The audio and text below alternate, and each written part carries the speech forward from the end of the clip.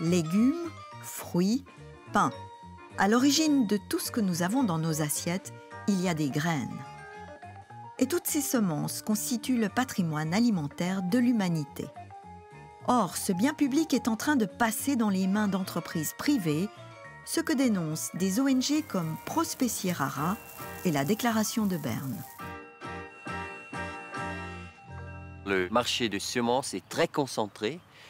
Aujourd'hui, ce sont 3 entreprises, Syngenta, Monsanto et DuPont Pioneer, et c'est à eux qui appartient 50% du marché de semences. Et c'est intéressant si on compare, il y a une vingtaine d'années, les 3 plus grandes entreprises avaient encore 10% du marché. Alors on voit dans une vingtaine d'années, c'est allé de 10% à 50%. D'abord, on a voulu savoir à qui appartiennent les variétés registrées en Europe, les variétés protégées. Et là, on voit pour les tomates, par exemple, 2 compagnies, Syngenta, Monsanto, ils ont 60% des tomates vendues en Europe.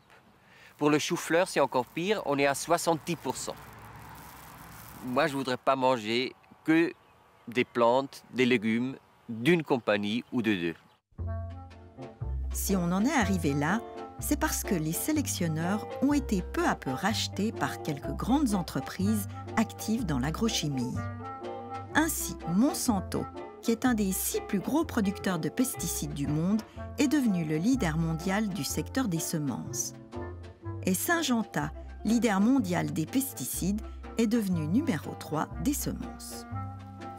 Alors c'est clair, ils veulent vendre des paquets ensemble, semences, pesticides, et ils ne sont pas intéressés de vendre des semences où il n'y a pas une nécessité d'utiliser les pesticides.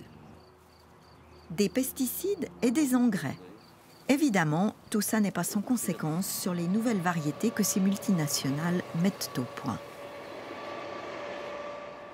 Surtout pour l'agriculture écologique, c'est très important qu'on a une alternative, qu'on a des semenciers qui ont des autres critères de sélection, et c'est là qu'il faut investir pour le futur, qu'on peut regagner cette indépendance.